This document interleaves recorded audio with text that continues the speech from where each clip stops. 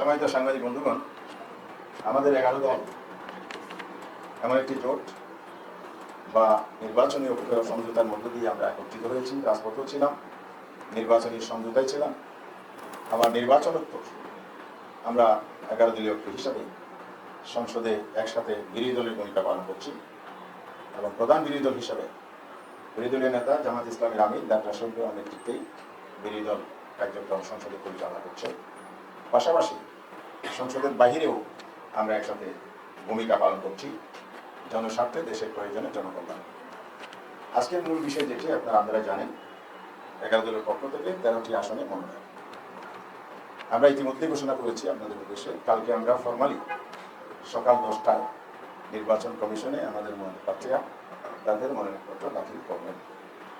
আমাদের মনোনয়ন প্রদানের যে প্রক্রিয়া, এটা অন্য দলের চাইতে একটু ভিন্ন।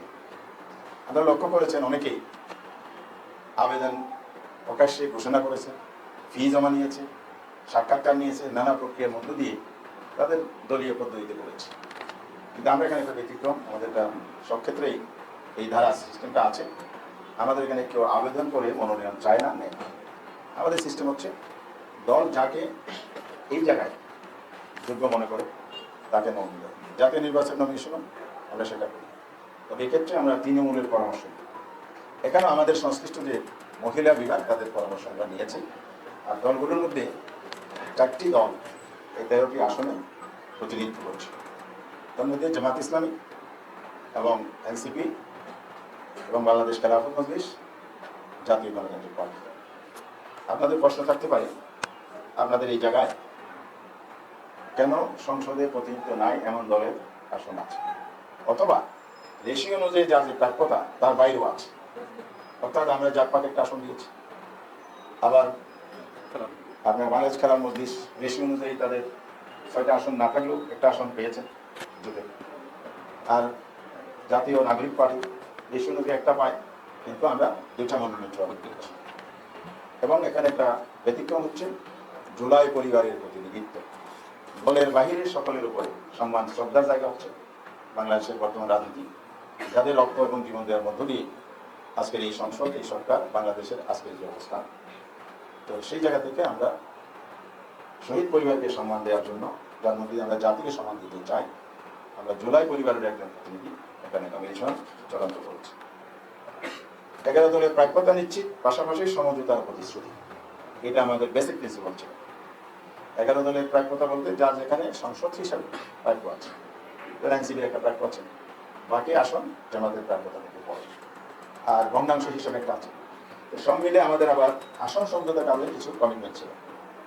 যেমন আমরা এনসিপিকে একটা আসন স্পেয়ার করেছি, সেই আসনে যখন প্রতিদ্বন্দ্বিতা ওই প্রার্থী করছিল ত্রয়োদশ সংসদের মূল আসনে, সেখানে আমরা সমঝোতার সময় নারী আসনে তাকে মনোনয়ন দেবো এই প্রতিশ্রুতিটা দিয়েছিলাম। একইভাবে জাকপা কোনো আসনের ডিমান্ডও ছিল না, জাতির সাথে, দেশের সাথে কাজ করেছে এবং আমরা তাকে সম্মানিত করেছি। এটা আমাদের একটা কমিটমেন্টে জানা ছিল। তৃতীয় হচ্ছে বাংলাদেশ খেলাফত মজলিসের সাথে আমাদের একটা এরকম সমঝোতার বিষয় ছিল। অর্থাৎ আমরা এমন একটি জোট এবং দল যারা প্রতিশ্রুতি দেয়, ভঙ্গ করে না, প্রতিশ্রুতি রাখে। রাজনীতিতে এই বিষয়টি হচ্ছে সবচেয়ে বড়। বাংলাদেশের অতীতের রাজনীতির অনৈক্যের জায়গা, বিভাজনের জায়গাটা তৈরি হয়েছে এবং রাজনীতির যে সংশয়, অনাস্থা তৈরি হয়েছে, সেটা হলো রাজনৈতিক দল জোটগুলো কখনো লিখিত এগ্রিমেন্ট করেও তাদের প্রতিশ্রুতির জায়গায় ঠিক রাখতে পারে না। আমরা আশাবাদী হবো ভবিষ্যতে এটা মেনটেন করবো, আমরা এটা স্বাক্ষর এবার রাখলাম। দ্বিতীয় হচ্ছে আমরা যেসব বিষয় বিবেচনা এনেছি, দলগুলোকেও আমরা অনুরোধ করেছি সেই বিবেচনার মধ্যে সততা, যোগ্যতা, নৈতিক মান এগুলো যেন বিবেচনায় আসে। সংসদে কে যাবেন, তার একাডেমিক যোগ্যতা, তার সততার জায়গা, তার দক্ষতার জায়গা, তার রাজনৈতিক অভিজ্ঞতার জায়গা এবং নারী সমাজকে রিপ্রেজেন্ট করার মতো তার যোগ্যতার জায়গাটা আমরা বিবেচনা এনেছি। আপনারা কখনো কখনো আমাদের প্রশ্ন করেছেন যে আপনাদের নেতা, শীর্ষ নেতাদের যে পরিবার, তারা এখানে নমিনেশন পাচ্ছে কিনা, ভাই বোন একসাথে পার্লামেন্টে আসতেছে কিনা, স্বামী স্ত্রী একসাথে আসতেছে, এই প্রশ্নগুলো ছিল। এটা আজকের এই সময় নয়, আগে থেকে জামাত ইসলামের একটা মূলনীতি ছিল, আমরা সবসময় এটা মেনটেন করেছি, এক পরিবারের দুইজন নয়, এই মূলনীতিকেও আমরা বিবেচনায় এনেছি। সর্বোপরি কথা হচ্ছে আমরা একসাথে পথ চলা শুরু করেছি, আগামীতেও একসাথে পথ চলবো ইনশাআল্লাহ। আমরা একসাথে দেশ গড়ব এই জন্য দেশপ্রেমিক শক্তি, গণতান্ত্রিক শক্তি, এই সমমানা দলগুলো নিয়ে আমরা আজকে 11 দল এক জায়গায় হয়ে কাজ করছি এবং সেই প্রতিনিধিত্বের লক্ষ্যে আমরা কাজ করে যাচ্ছি। আমাদের মূল লক্ষ্য হবে বিরোধী দল হিসাবে যেন একটা শক্তিশালী দায়িত্বশীল বিরোধী সংখ্যা ভূমিকা সংসদে আমাদের প্রতিনিধিরা রাখতে পারে। জনগণের অধিকার সংরক্ষণ করা, আইন প্রণয়ন করা, দেশের স্বার্থ সংরক্ষণ করা এবং বিশেষ করে এই নারী প্রতিনিধিরা সংসদে গিয়ে নারীদের অধিকার, নারীদের সমস্যা নিয়ে তারা ভূমিকা পালন করতে সক্ষম হবে এবং দলকে জনগণের পক্ষ থেকে, দলের পক্ষ থেকে পরিচালিত সক্ষম হবে। এইভাবে আমরা মূলনীতি ঠিক করে নির্বাচনে এনে আমরা যে মনোনয়ন চূড়ান্ত করেছি আজকে আমাদের সামনে সেটা আমরা ঘোষণা করছি। বিসমিল্লাহির রহমানির রহিম। ত্রয়োদশ জাতীয় সংসদ নির্বাচনে সংরক্ষিত মহিলা আসনে বাংলাদেশ জামাত ইসলামী সহ 11 দলীয় নির্বাচন ঐক্যের প্রার্থীগণের তালিকা: 1 নুরুন্নিসা সিদ্দিকা, সেক্রেটারি, কেন্দ্রীয় মহিলা বিভাগ, বাংলাদেশ জামাত ইসলাম। 2 মার্জিয়া বেগম, সহকারী সেক্রেটারি, কেন্দ্রীয় মহিলা বিভাগ, বাংলাদেশ জামাত ইসলাম। 3 অ্যাডভোকেট সাবিকুন নাহার মুন্নি, আইন ও মানব সম্পদ বিভাগীয় সেক্রেটারি, বাংলাদেশ জামাত ইসলাম। 4 নাজমুন নাহার নীলু, প্রচার ও সাহিত্য সংস্কৃতি বিভাগীয় সেক্রেটারি, বাংলাদেশ জামাত ইসলাম। 5 অধ্যাপক মাহফুজা হান্নান, কেন্দ্রীয় ইউনিটের সদস্য, সাবেক সেক্রেটারি, সিলেট মহানগরী, বাংলাদেশ জামাত ইসলাম।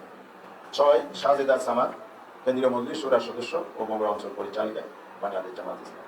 7 শামসুন নাহার বেগম, কেন্দ্রীয় মজলিস শুরার সদস্য ও সেক্রেটারি, চট্টগ্রাম উত্তর জেলা, বাংলাদেশ জামাত ইসলাম। ইঞ্জিনিয়ার মাহদিয়া মমতাজ, সদস্য, কেন্দ্রীয় কমিটি, নারী অধিকার আন্দোলন, বাংলাদেশ জামাত ইসলামের একটা সংগঠন। 9 রোকেয়া বেগম, জুলাই শহীদ পরিবারের প্রতিনিধি হিসেবে, জাবির ইব্রাহিমের মাতা, শহীদ জাবির ইব্রাহিমের মাতা, বাংলাদেশ জামাত ইসলামের পক্ষ থেকে তিনি প্রতিনিধিত্ব করবেন। এ 9 জন।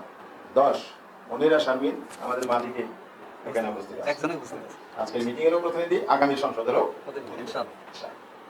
জাতীয় নাগরিক পার্টির কেন্দ্রীয় যুগ্ম ডাক্তার মাহমুদ আলম মিঠু, কেন্দ্রীয় যুগ্ম সদস্য সচিব, জাতীয় নাগরিক পার্টি। ব্যারিস্টার তাসমিয়া প্রধান, সভাপতি, জাকপা, জাতীয় গণতান্ত্রিক পার্টি। ইঞ্জিনিয়ার মাহবুবা হাকিম, বাংলাদেশ খেলাফত মজলিস। এই হলো 13 জনের তালিকা। আপনাদের হয়তো আপনার তালিকাটা সরবরাহ হয়েছে, গ্রুপের মধ্যে এটা তালিকা পাওয়া যায়। তো সব মিলে আজকে আমরা এই বিষয়ে আপনাদেরকে আহ্বান করেছি। প্রধানত কীভাবে নমিনেশন আমরা দিয়েছি, আসন বন্টন করেছি, কীভাবে আমরা এই নামগুলো চূড়ান্ত করেছি এবং নামগুলো কারা কোন দলে কীভাবে মনোনীত হয়েছে আমরা সেটা এখানে তুলে ধরলাম। এর মধ্যে দিয়ে আমাদের আজকের মতো এখানে বক্তব্য শেষ। ইনশাআল্লাহ আগামীকাল নির্বাচন কমিশনে আপনারা যখন দাখিল করবেন সেখানে আরও সুস্পষ্ট হয়ে যাবে। ইলেকশন কমিশনে তাতে যখন প্রোফাইল সাবমিট হবে তখন বিস্তারিত সব কিছু সেখানে আমরা পেয়ে যাবো। আজকের মতো এখানে